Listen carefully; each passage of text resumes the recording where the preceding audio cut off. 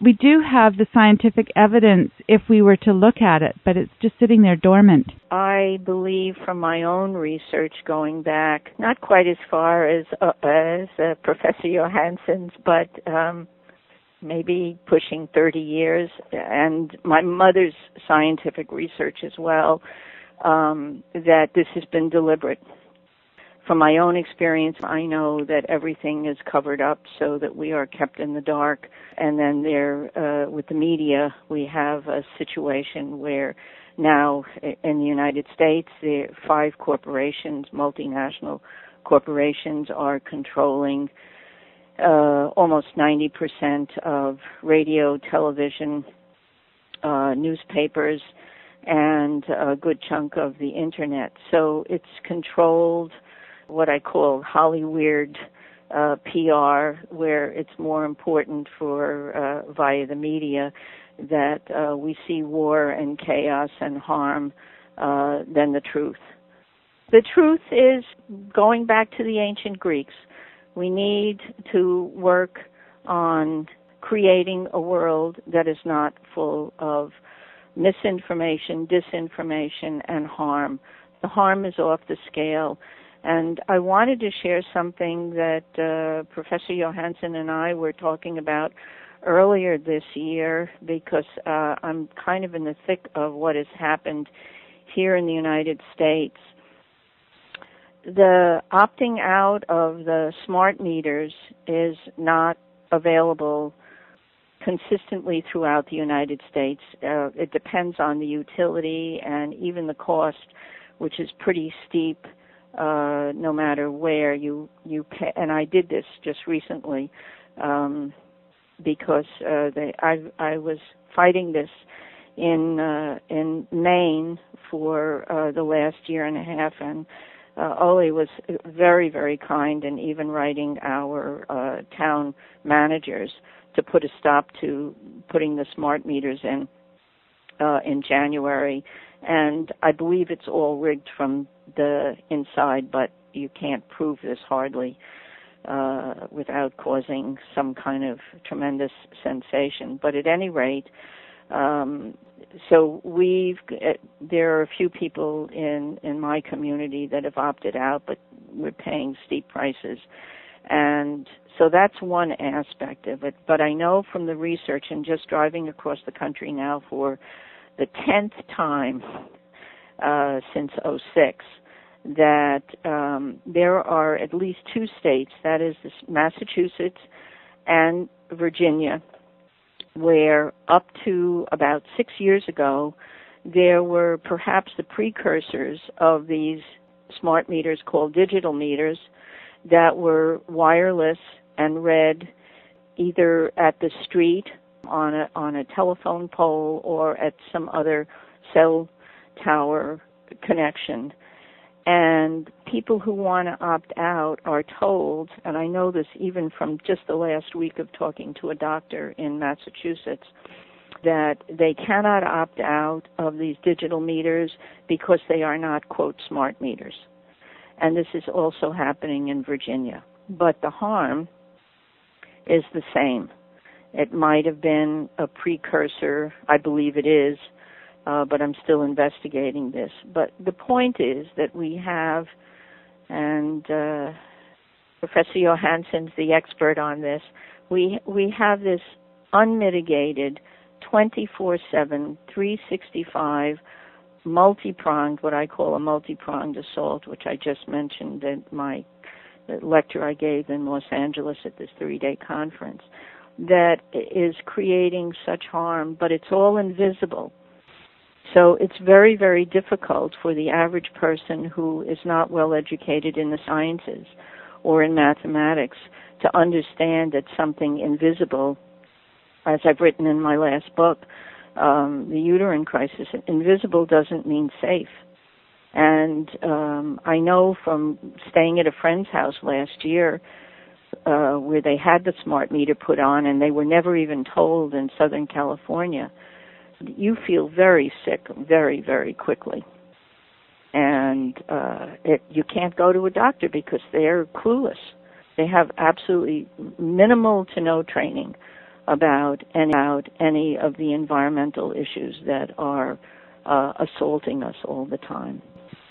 Well, you have that combined with the fact that they don't have the empirical data that they need, apparently, to be able to make some of the decisions about whether these things are safe or not, that a doctor, for instance, would go by. They don't get access to the kinds of work that Olle has been doing for, 30 years now or more? Well, nearly 40 years, yeah. 40 years. That's the amazing thing, is that we have this information, and I keep going back to this, we have this information from 40 years back, and you were a pioneer in that, Olle, in terms of what you were doing and your insights at that time. And you're no slouch yourself. You're a professor in neuroscience.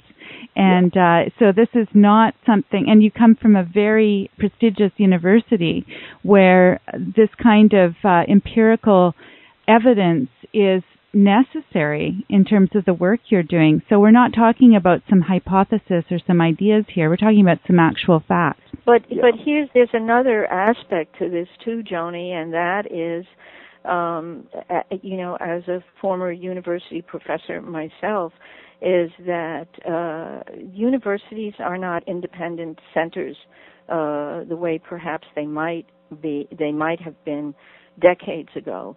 The corporations are underwriting the research and the direction of the research. Olle, I'm sure, knows this as well in Europe, so that anybody who speaks out, anybody who criticizes the direction of the research based on what the foundation wants, is hounded. The problem here in Europe is exactly the same, and of course for everyone it's becoming more and more clear that the governments and the parliaments and the health authorities with the industry hand in hand, and they say that all these gadgets and techniques are completely safe, and from a hygienic point of view it would be extremely important that they allowed all scientists, even scientists working independently, to investigate this, because if these things are safe, then all scientists will find the same road to London. Everyone will end up at the same point. Every scientist will find that this is safe. And then, of course, also the layman, persons out there, the consumers, would have another basis for trust. They could see that every scientist actually did show the very same. And I find this is a lack of democracy. If you had called me 40 years ago, I was very naive. I thought that, no, all the elected officials, they do take care of the population. But we have learned differently, haven't we? And today we realize that even public health has a price tag. That is shocking. And to sort of summarize, the day I will pass away and die, I will be disappointed. Sweden, for instance, which is one of the democracies in the world, it's not very democratic at all. It's run by money. That's the thing, you know.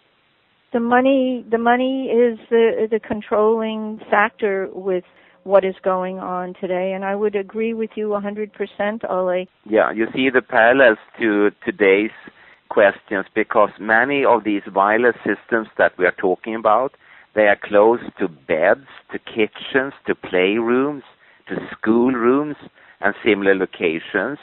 They are never off, and the exposure is not voluntary, and they are being forced on citizens and their children everywhere.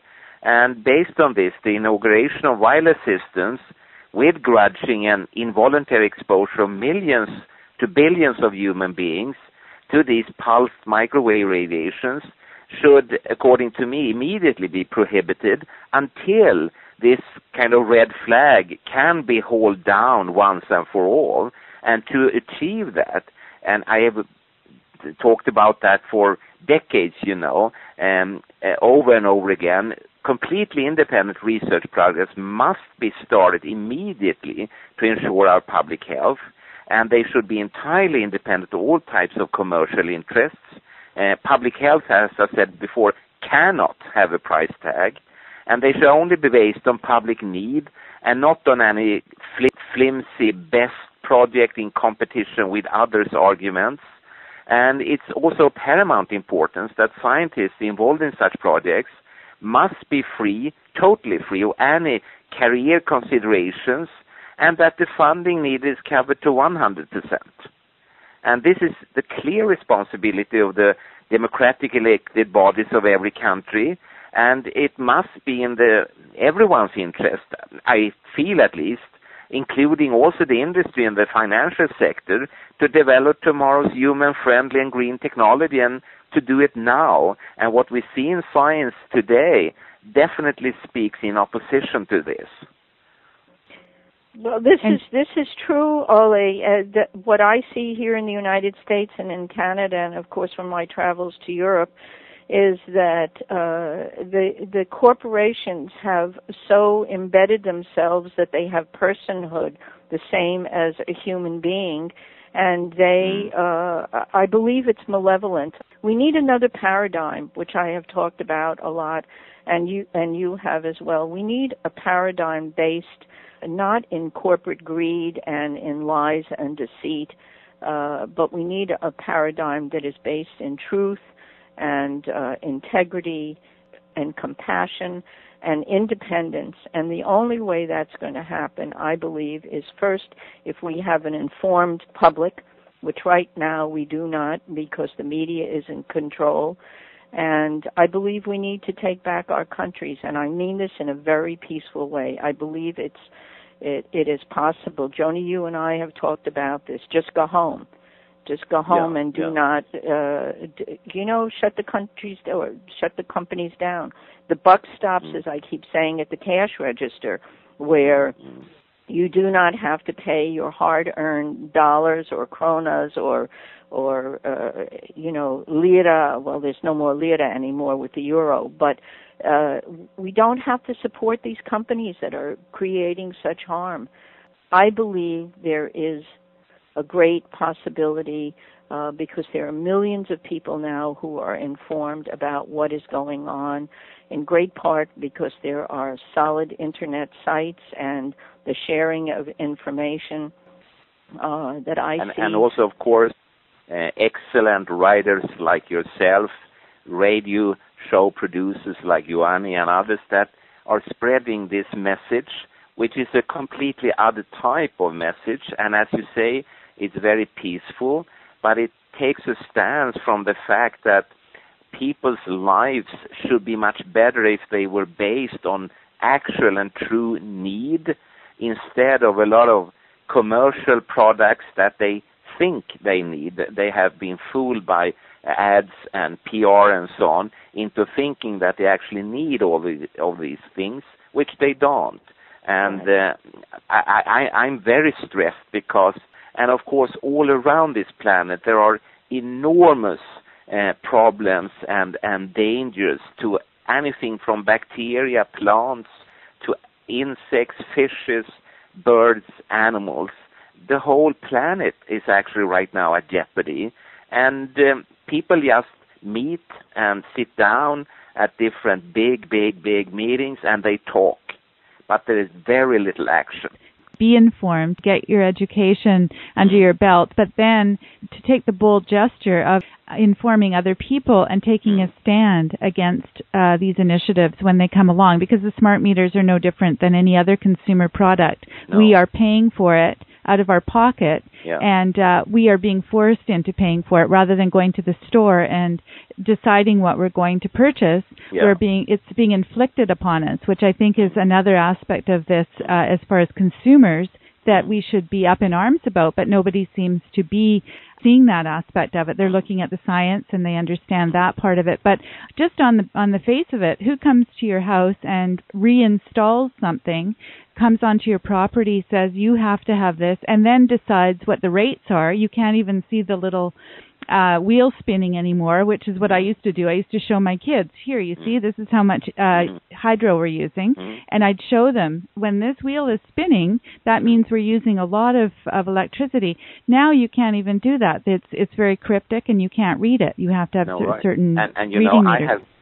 I have personally actually phoned a number of Swedish utility companies, because here in Sweden all these smart gadgets and smart meters have been sold under the assumption that you will have a heavy reduction in your personal cost for electricity. And I never see that. The electricity bill every month is just slowly increasing. So after a few months, I actually phoned a number of companies and asked them, when will I see this reduction in cost as a consumer? And most of these companies didn't even understand the question. But one woman actually at one of the companies, she was very honest, and she laughed and said, you will never get a reduction. You will only get increases, what you think. And then she hang up, you know. This is planned, Ole. We have this here too. You know, no matter what the utility is, Pacific Gas and Electric, Central Maine Power, NSTAR in Massachusetts, San Diego Gas and Electric, Edison, or BC Hydro. This is planned. This has been planned. Yeah, and I'm sure in the corporate boardroom. So what I find very annoying is that if they had been honest with all these things, telling me as a consumer that for this reason and that reason, we will use new meters or new light bulbs or whatever, and it's because we have an increased cost situation or whatever, you can have understood it and you can have sort of swallowed the arguments. But I hate to find out after a few years that it was just, again, yet another scam. Well, I just hate that as a consumer, you know. Right. This is here. Well, there's two issues. We as consumers are not citizens. We're expendable. A citizen is a different scenario, but we have this, what I consider a facade, no matter where we're living. And it's a crumbling facade because people are more and more becoming informed about what I consider criminal. It's criminal when you harm somebody and you lie to them. When Central Maine Power came in here, they never told any of the consumers how dangerous the meters were.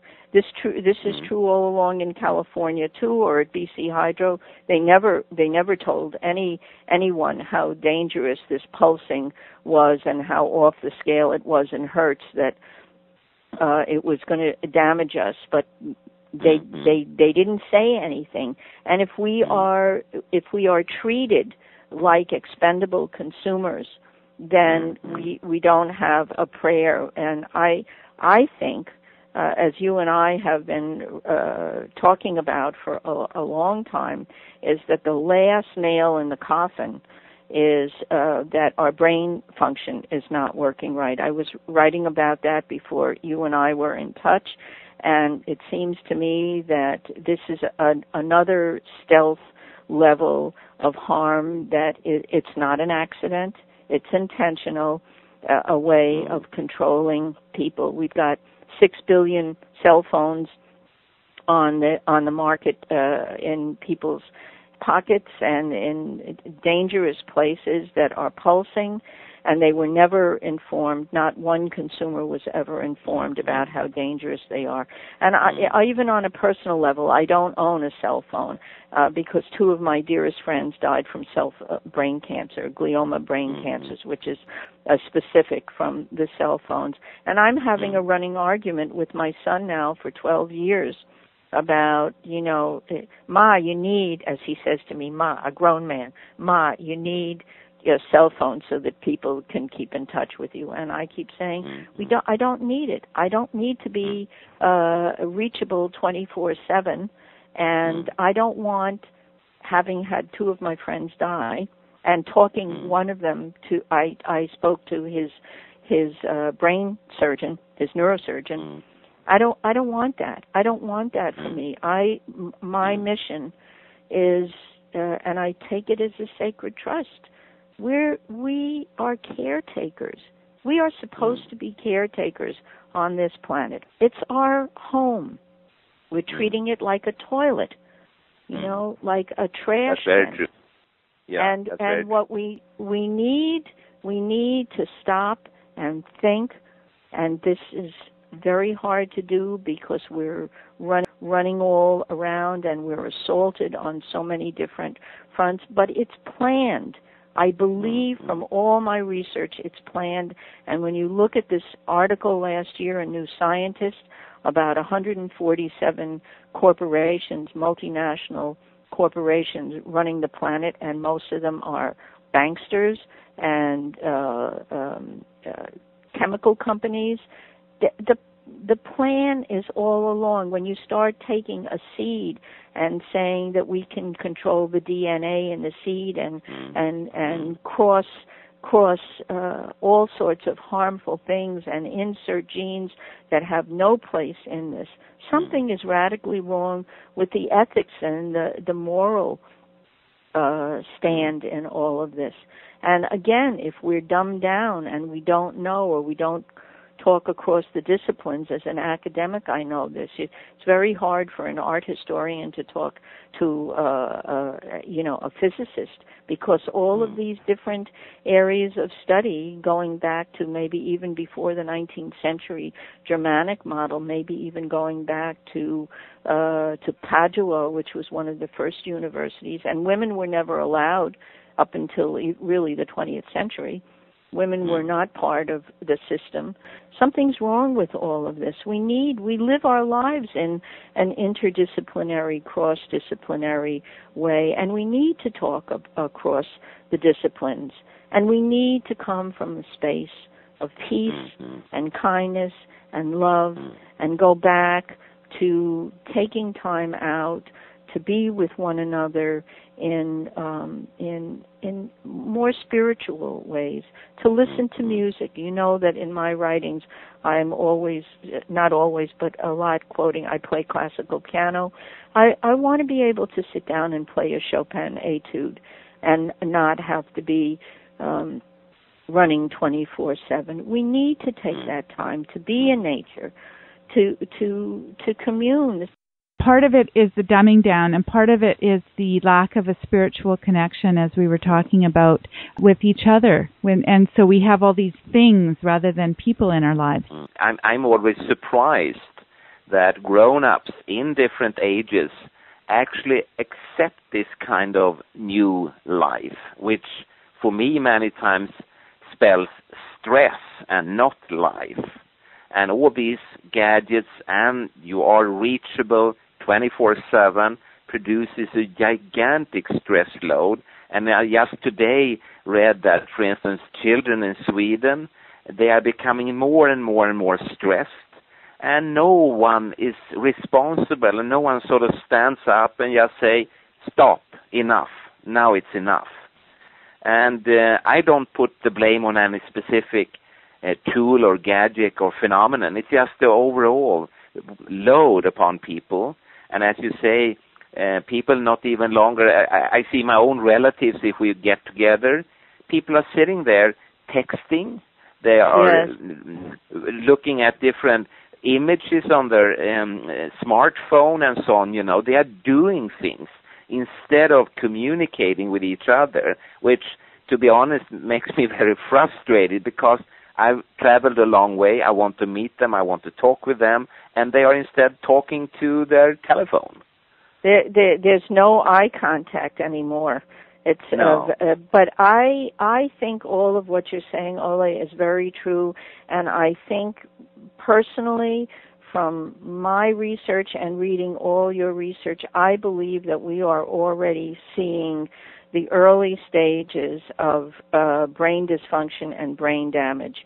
If we are being assaulted by this myriad of poisoning, it's not sensitivity. I don't believe it's sensitivity, whether we call it multiple chemical sensitivity or multiple or sensitivity to the EMF. It's poisoning, and I would even say that it's a wear down, and not only of the brain, it's of all the organs in your body. Yes, they are being worn down. And, you know, I'm just afraid that when you look on the healthcare panorama on the hospitals, the patients, and so on. And you see all these increases that are reported every day in the Swedish media, more of this and that and so. And to me, I'm just afraid it's like a car that is rusting down, and from the very beginning it was just a small spot, and now you must change everything, because it has been worn down. And I'm afraid our bodies are worn down, and not only our bodies. I look on the whole biotope with all the organisms, including plants and so on. Do they actually like this microwave radiation or not? And looking at experiments, the answer is they don't like it. One of the things that I've seen both on the East and West Coast is that, yes, the biosphere is in grave danger, something that E.O. Wilson was writing about 20 years ago with his research at Harvard and his many books. And I've had snow and air tested. I've been spelling snow S-N-O because it doesn't look like anything that I grew up with, to find heavy rates of arsenic and strontium now with Fukushima, the ongoing nightmare of Fukushima, and barium, which affects the heart, aluminum, nano-covered fiber aluminum, which affects brain function. None of this belongs in our air. The pollution is, and mercury. Mercury is a brain killer, and we've known about this. So we add all of this up to this 100,000 myriad of chemicals doing some kind of unbelievable synergistic increase that is really off the scale.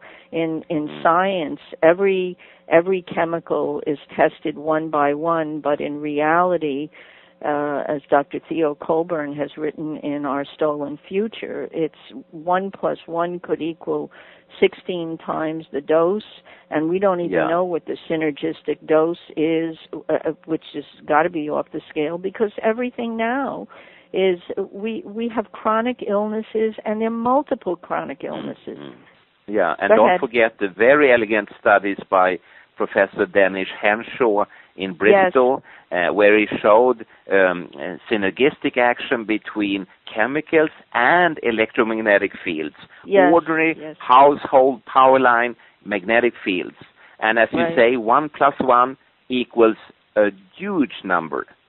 And we don't even know. It's just swept aside, and people don't pay attention to this, and they just continue to watch game shows or whatever they do, and I get stressed, of course, because as a scientist, you are taught that if you publish in peer-review-based scientific journals, it will have an impact on the society, etc., and I don't really see that.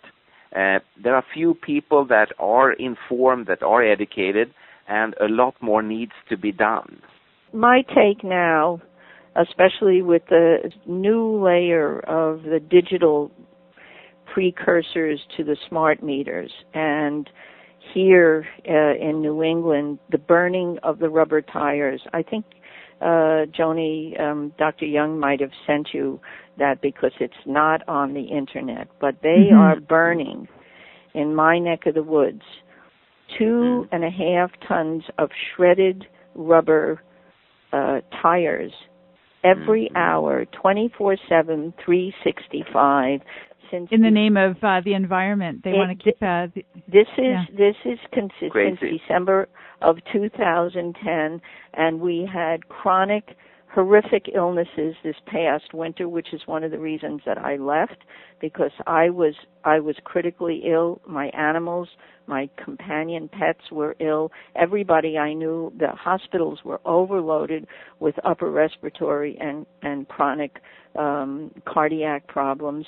And the company that is burning this 25 miles from where I'm living, it's considered green because, first of all, there are no environmental laws that have any teeth because all the agencies are completely corrupt and in collusion with the corporations. And secondly, it's considered green because it's not going in a landfill, but it's being burned in the air, like sarin nerve gas is in at Umatilla, the Army depot south of Portland, Oregon. These things are being burned into the air for us to breathe, and again, more invisible things that make people critically ill, and they're getting away with this criminality, and it is criminal. Olle and I were talking about fluorescent light bulbs, and in those light bulbs we have mercury, and I just find it so interesting that they are considered to be a quote-unquote green product, and yet who knows what the effects of those are even as they're burning in our home, let alone when we're trying to dispose of them. And you know, here in Sweden we have a general mercury ban, but at the same time they have now for years accepted these mercury-containing compact fluorescent lamps. So the world is just crazy, I would say. People don't understand those lamps, I think. I have to admit that we literally bought into it, and they were giving them away, and there was incentives. Yeah. And now I've gone back to the tungsten lamps that we used to have that were perfectly fine and give off a much nicer light anyway.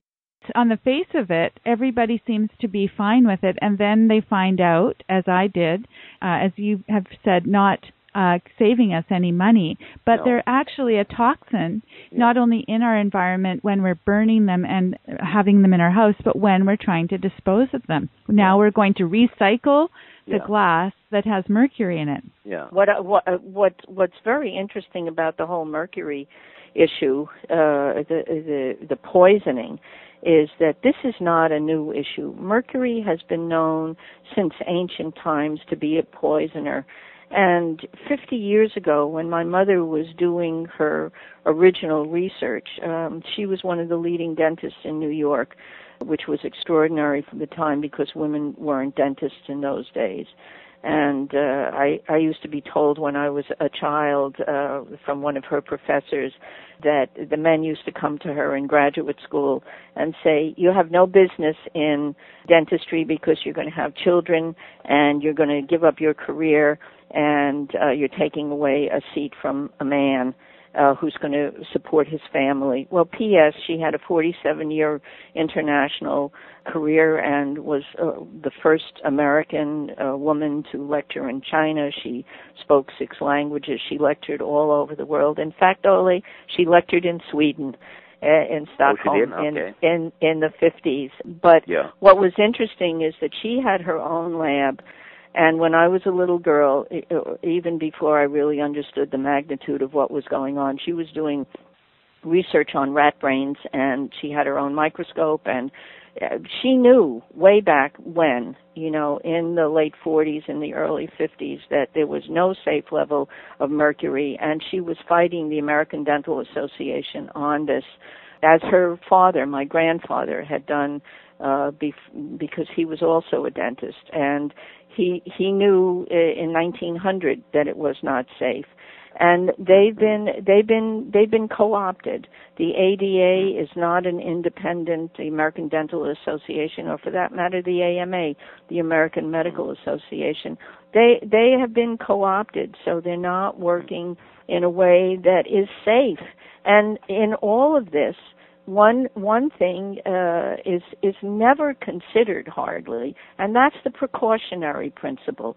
First, do no harm. And that's off the scale. Nobody thinks about this.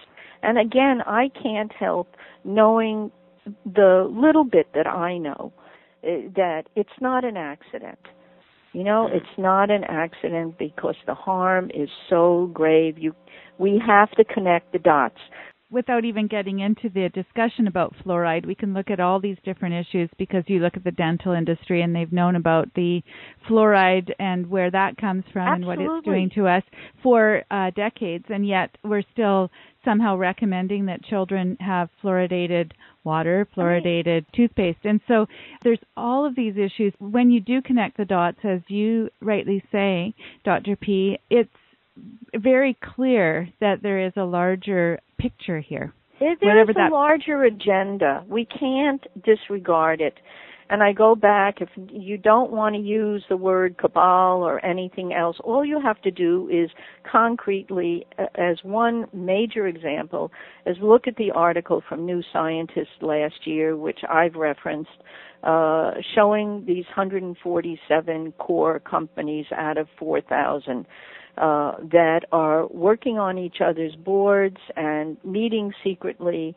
And when you see the deregulation just here in the United States of environmental laws that were in effect to help us, and basically the shutting down of the whole environmental and organic community. I mean, we can't really think we have organics, even though I've been an organic gardener and a proponent of organics, safe things.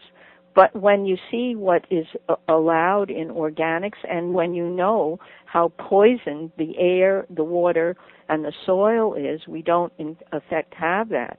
But we have to think really in terms of the gravity of what is going on to our health, to our children, to the basic building blocks of life.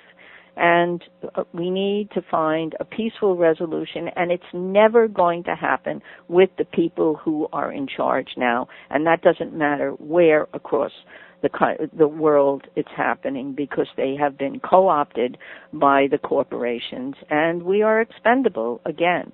So we need, one, to be informed, and two, to cross the disciplines, which I feel is essential. I think, Ole, you and I have done that, and I'm very grateful for your openness and willingness to look at different things, and I'm very grateful for all the scientific evidence and research that you have shared with me, which I send to everybody, because this is the way that we become informed, that we cross these disciplines and we look at a safe way. First, do no harm. That's not anymore in the Hippocratic Oath, and it's not anymore in any kind of corporate plan. It just isn't. No. Also that, I mean, you're very kind that says what you do, you know, and at the same time, I know I could have personally done so much more and so much better if there hadn't been this extremely strong opposition. And you mentioned, which I also think is very important, the precautionary principle.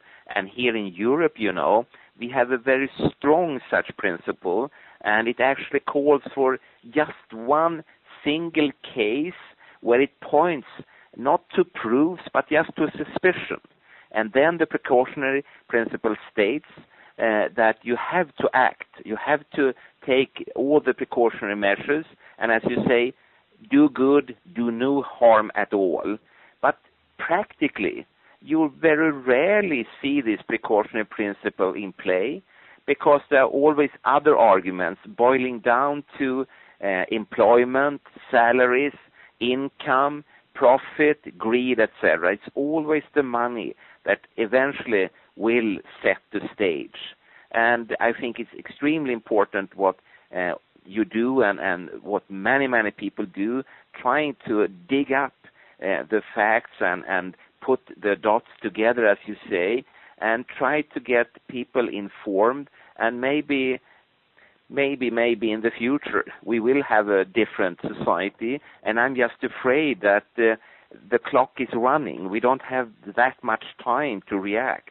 It's very important that people trust themselves and that they stand up, say no more. It's enough now, you know. I really think that the Internet and some of the cross-disciplinary things and the international things that we are doing now have awakened millions of people. And people and especially, I would say, the young ones. Right. And people who understand... I'm very impressed by young people. They are very, very informed. They are very intelligent, and they really want to have a change. And some of their actions may be dramatic, but they are doing it at least. They're not only staying in the TV sofa. Sorry, I was just going to ask you about that because we are speaking to a university audience as well at CHLY. We are at a community radio station, and it is independent, which is why I love it so. But a lot of our audience they're at university. They're the next generation coming up. And I know that when I was that age, I was there protesting the Vietnam War and all the various things that were happening in the Middle East and all the things that were happening at that time.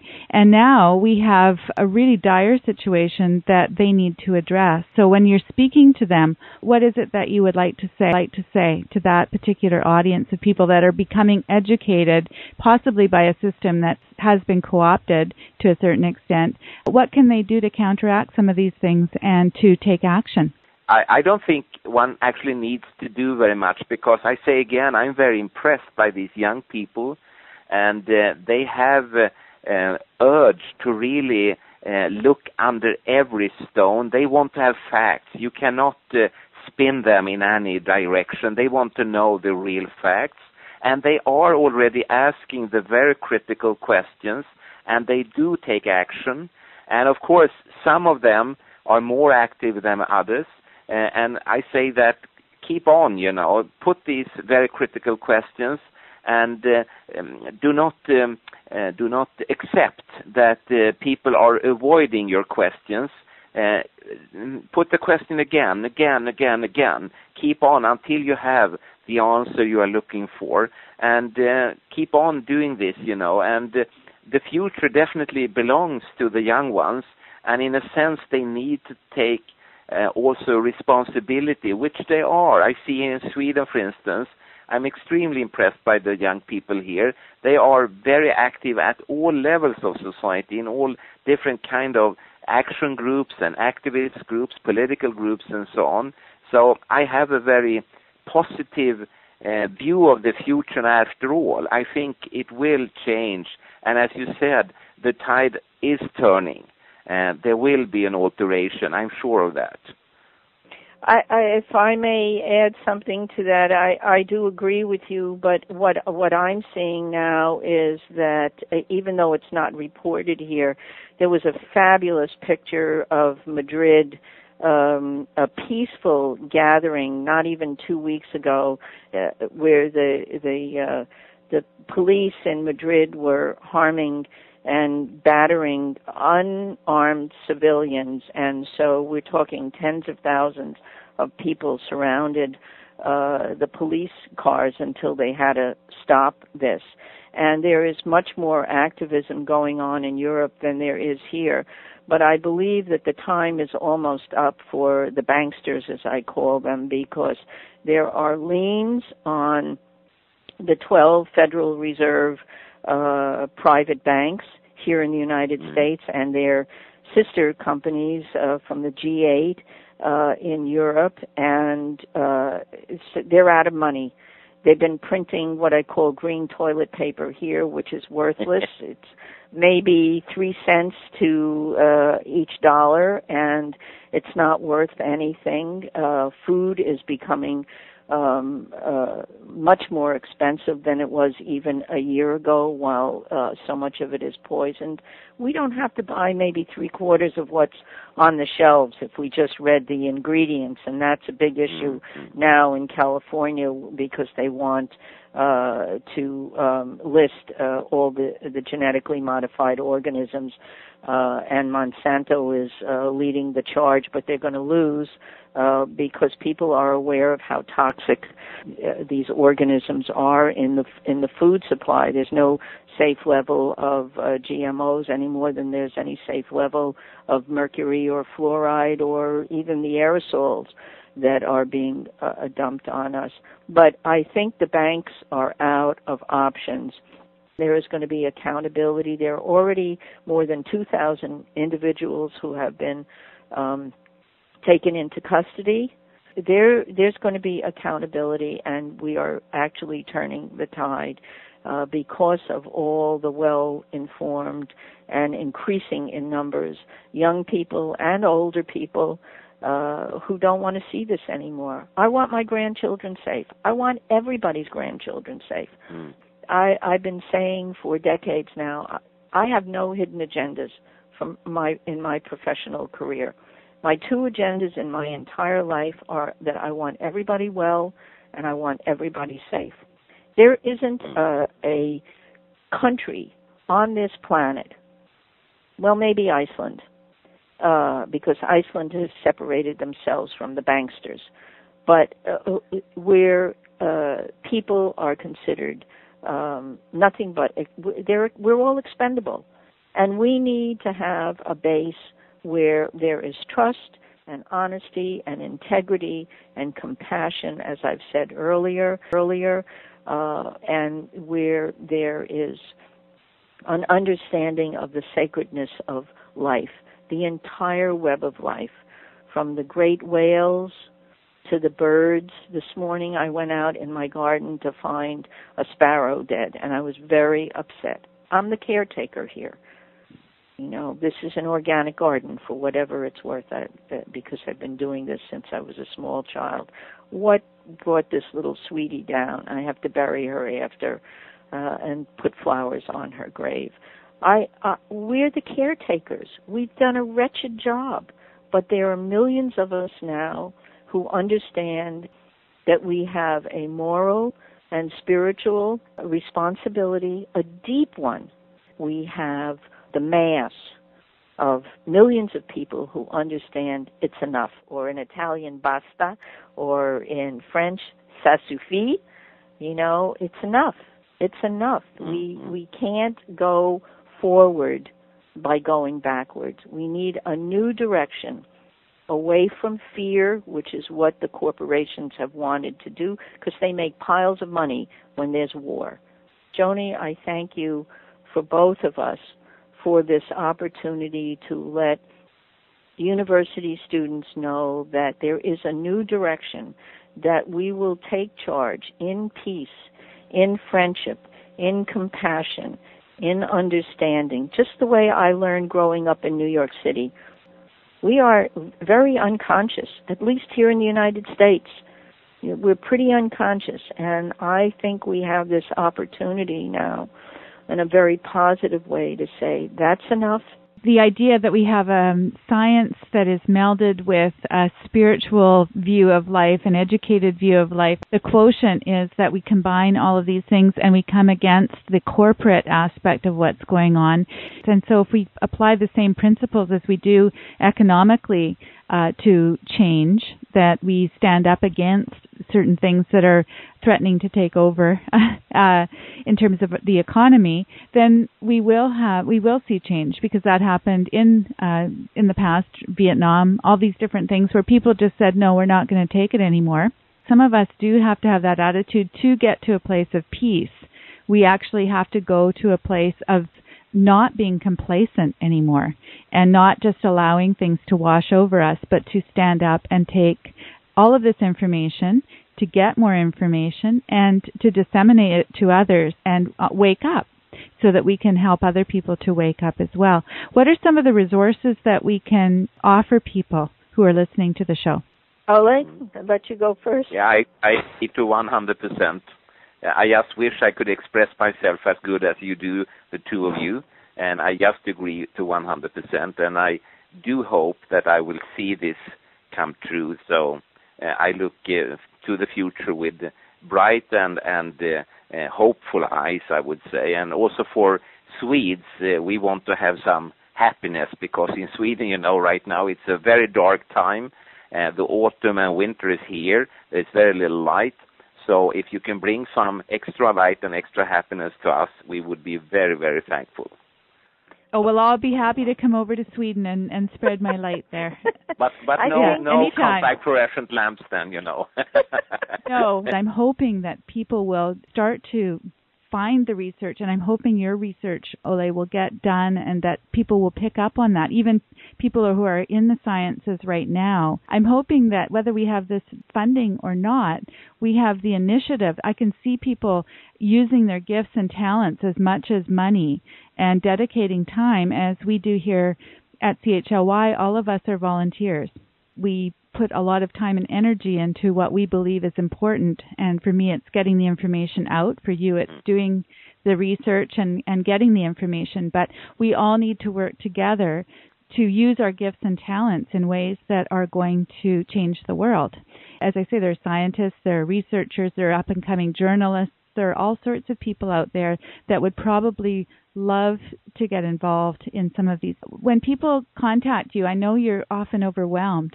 I don't know how you do it because you have your finger in all these different pots and you're willing to write letters for individual situations that come up. Now, are there ways that we can not inflict all of these extra burdens on you and that they can use some of the resources that are already there to say, put a stop to the smart meters in their area or those kinds of things?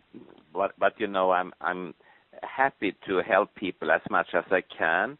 And so if people need some support or help, I try to find time. But as you say, sometimes I'm overwhelmed.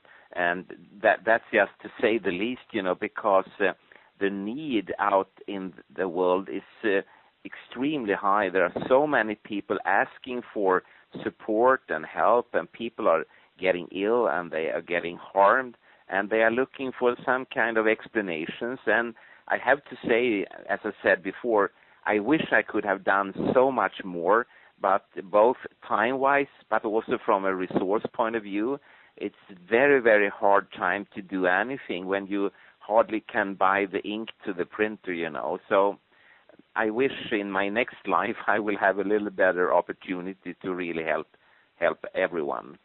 Well, I'm hoping in your next life that you won't have to because it's going to be a perfect world. But you can put your talents to better use in terms of coming up with some really great inventions. It sounds as though you're quite an inventor as well.